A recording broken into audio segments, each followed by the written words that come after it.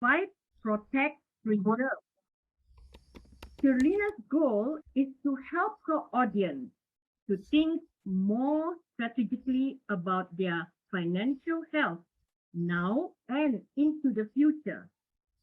Shirlina is a portfolio manager and wealth coach with more than 30 years experience in the financial services industry from Malaysia to Singapore to Australia.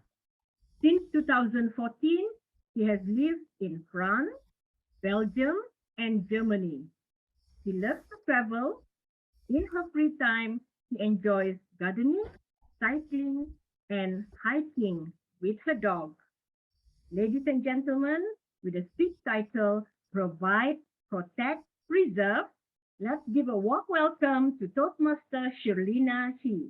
Over to you.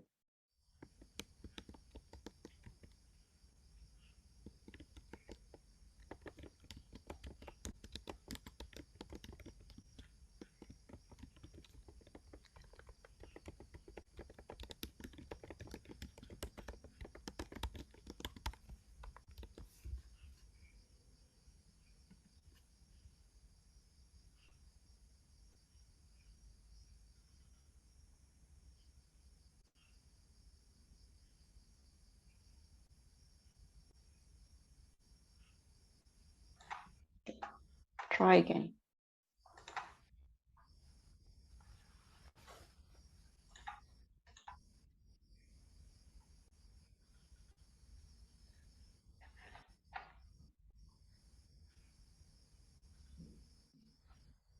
Hold on, I have some technical issue. Give me 1 second.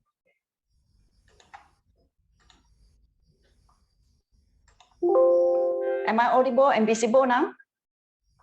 Yes, you are. Thank you.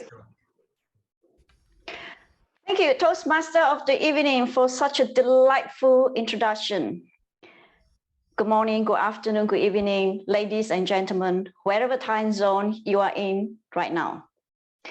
It is a great privilege to share with you the subject that is very close to my heart, our financial health.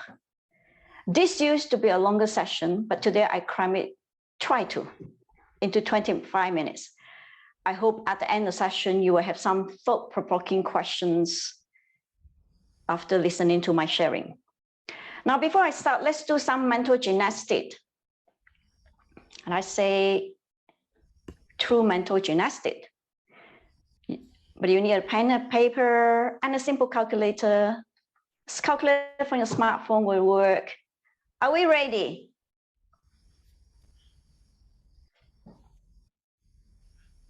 All right, I'm going to ask the question now.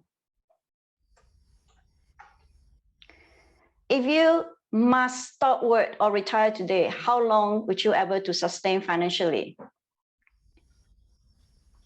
How do you do this?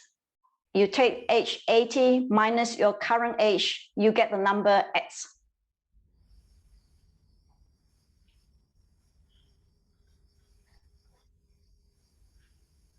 Are we working on the numbers? And then you use total savings divided by annual living expenses, you get the number Y.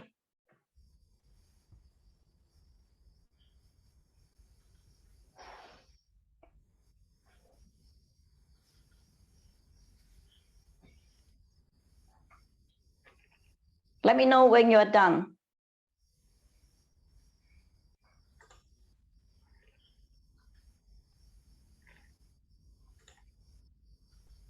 All right, my question now is your Y greater than your X or X?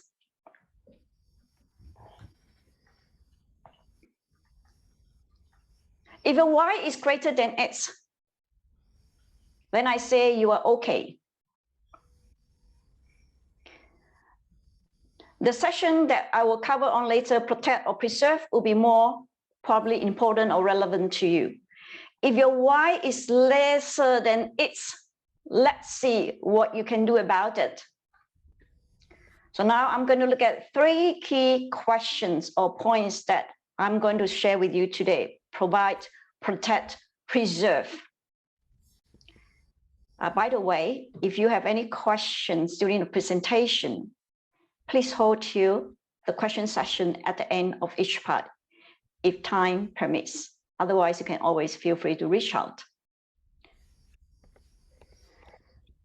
So what are we going to cover today?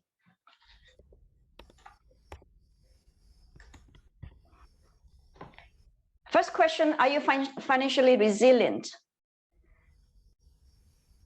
Second, if you're protecting yourself or your loved one, are you appropriately protected? Third, if you're preserving for your retirement, will you be sufficient based on your current state? I want to say, so often I see people setting out to acquire lots of wealth, get everything they want under the roof. But when their financial situation change, they liquidate their wealth in lightning speed. And one of the reasons is due to point one, okay, financial resilience. Likewise, in any businesses, being financially resilient will help you to weather the storm. So while my focus today is more on personal aspect, I would say you may use some questions or this question indirectly to ask yourself about your business health. Who knows, you get some insights to it as well. So let's move to protect. My very first question, how financially resilient are you? So the key is to understand what is resilient. Financial resilience is a fundamental question. If we are not resilient, unlikely we can afford to protect, let alone preserve for retirement. So if we are not resilient, we have two options. Either increase earning capacity, reduce expenditure, or both. So what is financial resilience? It's the ability to withstand and recover for temporary financial hardship. What are they? Some of the examples are unemployment or loss of earnings, marriage breakdown, pandemic such as COVID, unexpected large bills. Now, last year, I forgot to turn off the water tap and flooded the whole floor. It cost me a couple of thousands to replace it. Some of you may say, okay, that's insurance, but not really. Insurance does not cover negligence. Again, when I was younger, I did not believe anything could disrupt my financial plan. But lightning strike twice. You see all on the screen. It happened 3 times.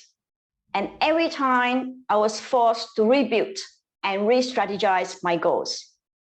I was made redundant 6 months after I started to pay my home loan. And I gave up my apartment in the heart of Melbourne CBD. Kylie, if you're in Australia, you probably have better understanding of this. I just lost that. Then I needed some time off to recuperate. Although I did not expect any of this to happen, but they did. So being financially resilient helped me to get out of the temporary hardship. Now you may ask, how do we know if we are financially resilient?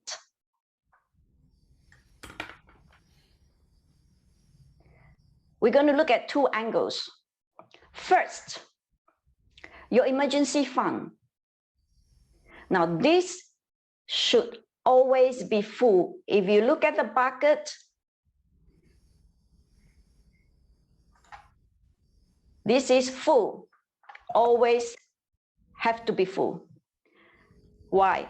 Let's say if you lost your earning today and you need 6 months to find a new source, you already have 6 months to cover your current lifestyle. So this is what emergency fund is for. It's for emergency use. Just as my personal example earlier, unexpectedly I needed to take some time off work to recuperate. I needed to access my emergency fund. Now, if you are yet to set out one, Please consider this as a priority. Next, goal-based savings. We got to create a different bucket for different goals. This is independent from emergency fund. Let's say if you want to buy a car, save out to buy a car in a year, or you want to cruise around the world 360 days in 3 years' time, or save out to buy a house in 5 years. Maybe those who have younger children, you want to save up for the children education, or maybe their weddings in 10 years. You got to create a bucket for each goal, and you track your saving in each bucket. If you do that, you will be able to achieve your goals without ever putting your livelihood in danger. That's resilient. With that, lead me to next point. How do you stay on track? Now, there are distinctions between lifestyle spending and investing in resilience. Lifestyle spending is spending money for supporting your current lifestyle or enjoyment of life, while investing in resilience is sending monies to your buckets. Those I just mentioned earlier. Never mix the two. And also very important, never use emergency fund for holidays, traveling, buying a car, buying iPhone, etc. Number two, understanding all financial goals has a time horizon. It requires discipline and patience to attain that goals. At the same time, you have to monitor them closely. Only use that to buy anything that appreciate in value over time, such as land, properties, house, companies, stocks, etc. Never ever use that for traveling, again, holidays, karaoke system, iPhone, etc. Now be mindful. There are situations beyond our control that could make it harder for us to get to our goals. What are these? I call them leeches. What are these leeches? Inflation, interest on debts. Just be mindful of that. So these are the 3 points I talk about under provide headline. So far, any questions?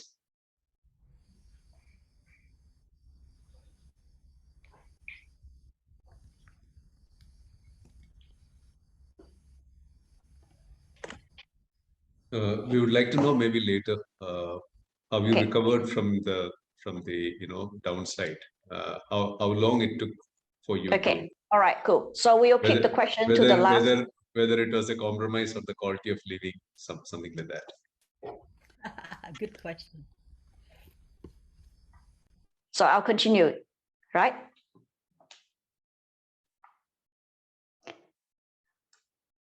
That's about provide. So now I'm going to move on to protect. What is about protect? This is a very key question as well. Are you or your loved one protected against the unforeseeable? What is unforeseeable? I've given some examples. And these are the examples that involve in risk that will wipe out our savings, to some extent, our assets.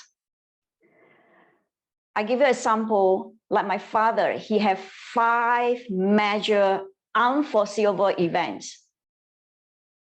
And every event reduced a great portion of his asset because he did not have any protection. So let me share with you one of my personal, unforeseeable events.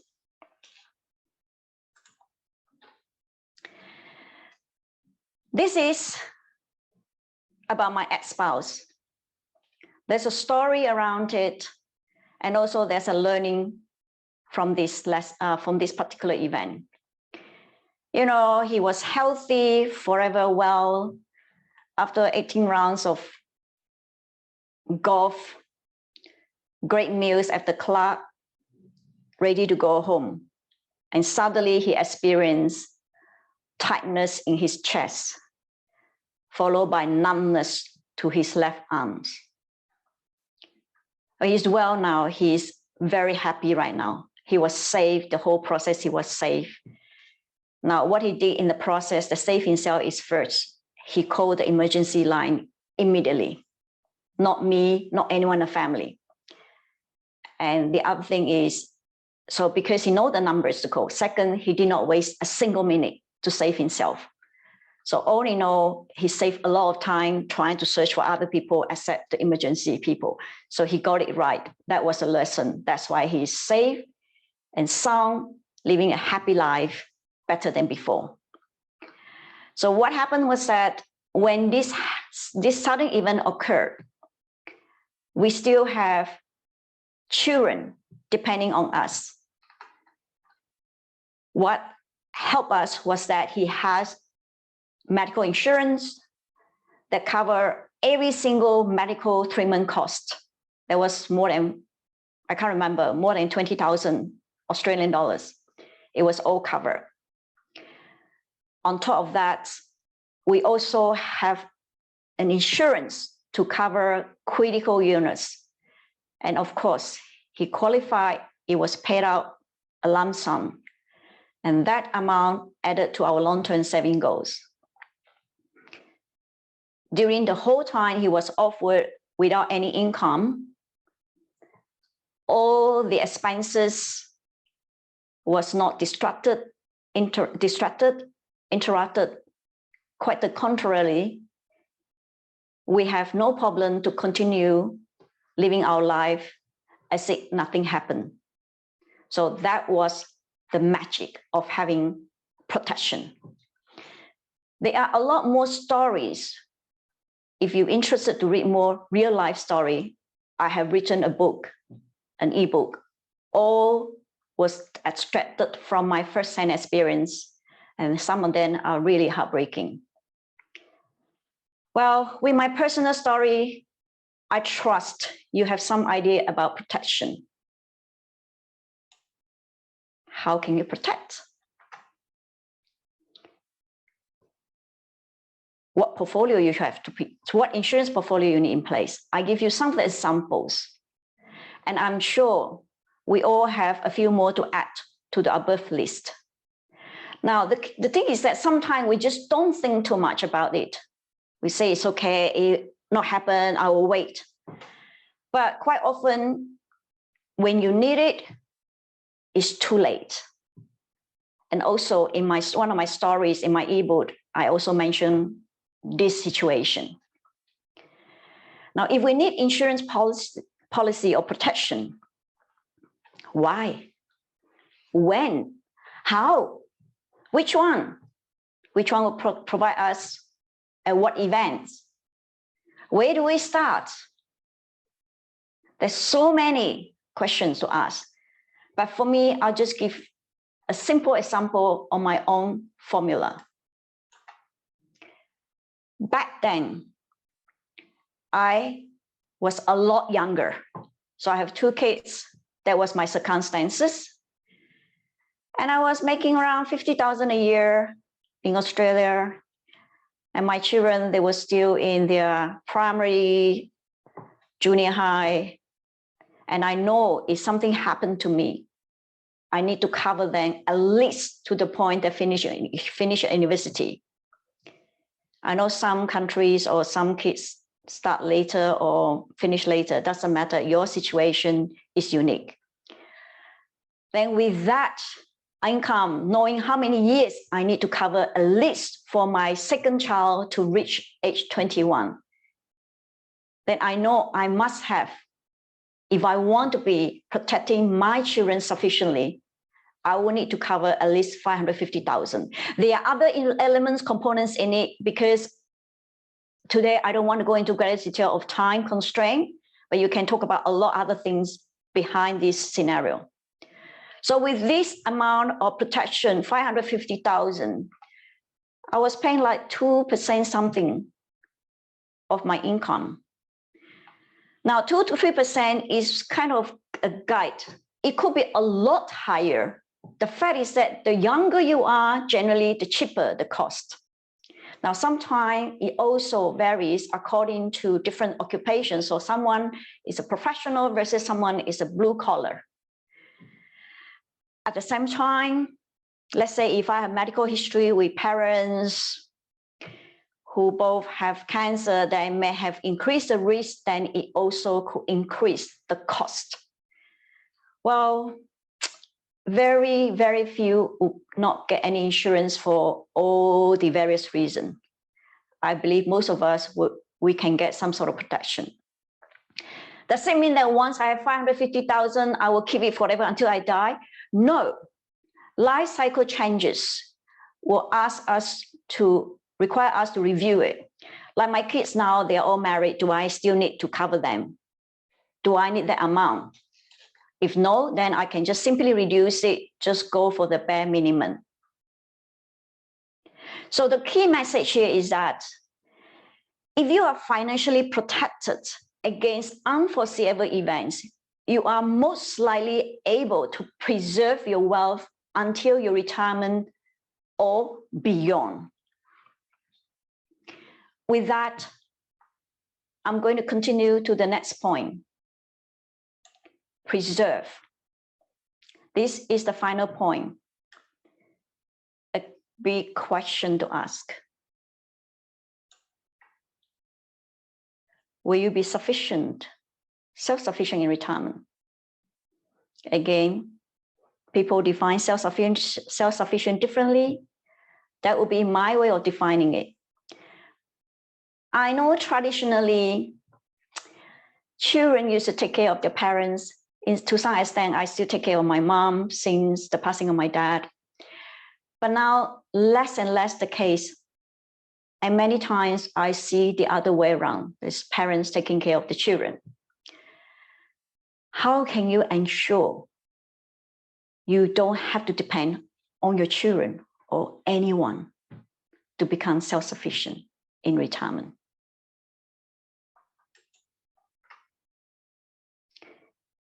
These are the few points I'd like to share with you. Set your goals. How much you need on retirement. For example, if you think you need 30,000 per year to retire comfortably, or 20,000, I don't convert currency whatsoever. You use your own currency and make some sense for your own situation.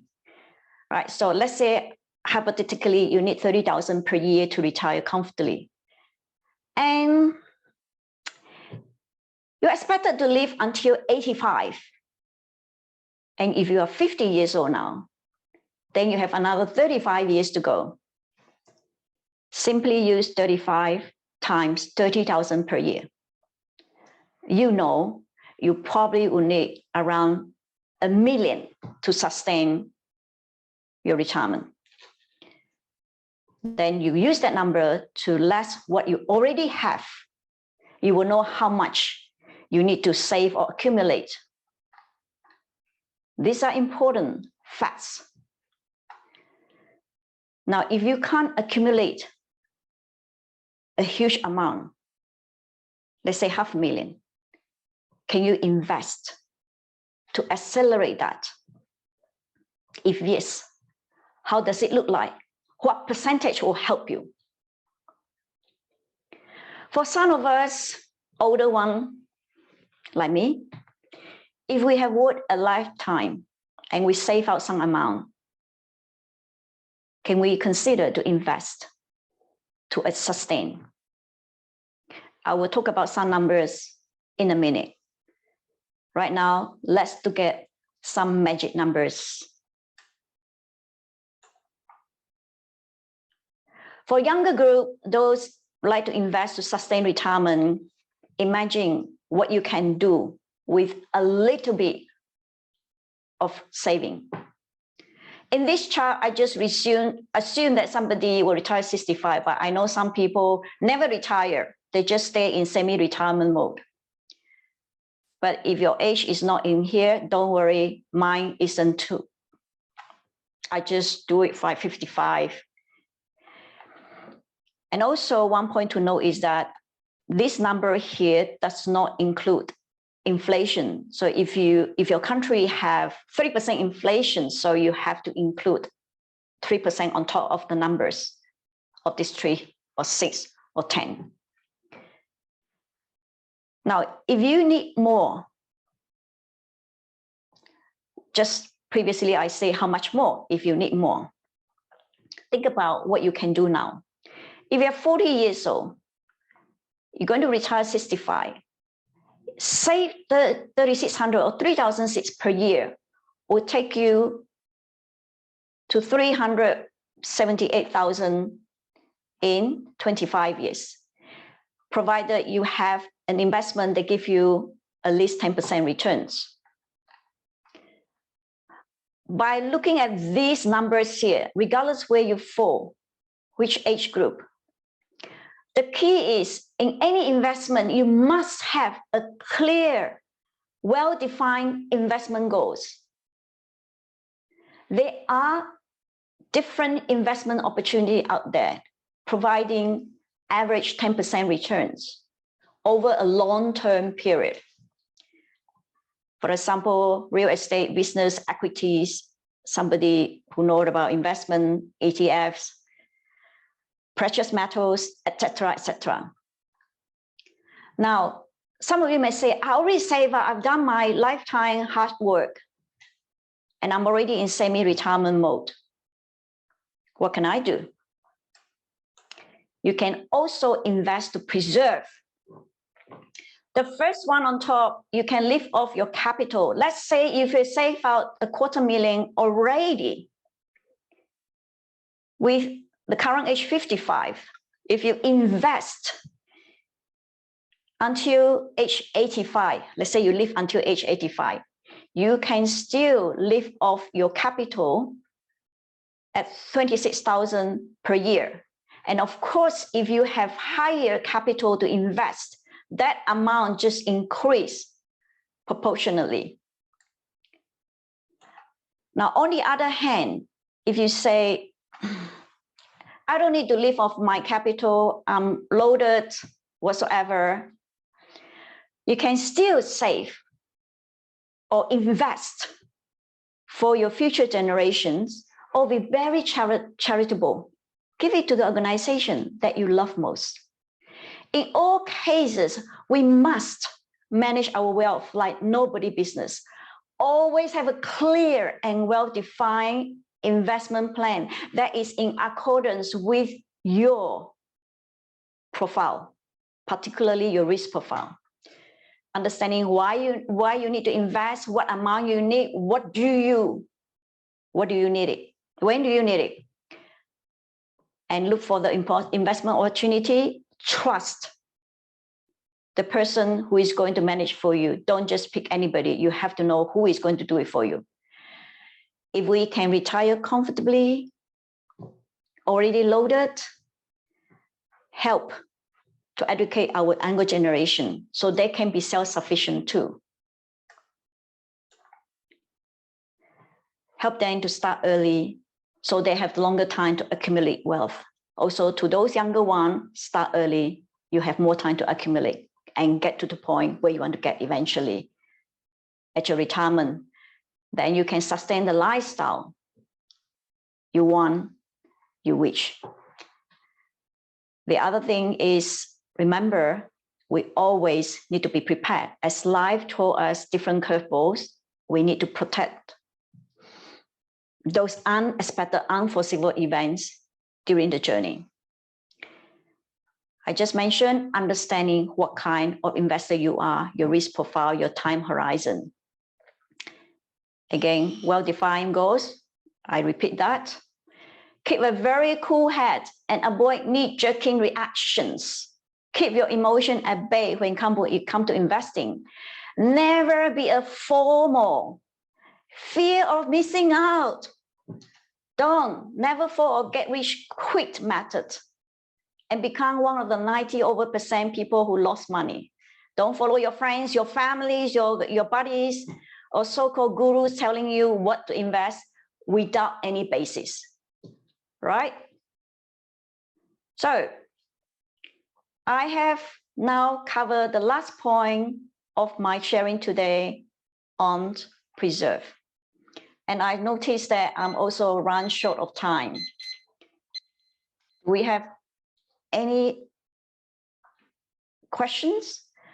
Before we start on questions, if I have any time for that, remember whatever you were doing in this aspect, the goal is to create something that will last forever, particularly for our children, our loved ones, younger generation. Remember to educate them to start early, get ready, be prepared. This will help them to become financially sufficient. So, did I manage to generate some thought-provoking question? I realize I don't have any more time for question and answer. So I guess anyone have any questions, probably you just reach out, post it on the group chat or send it to me directly. Is that all good?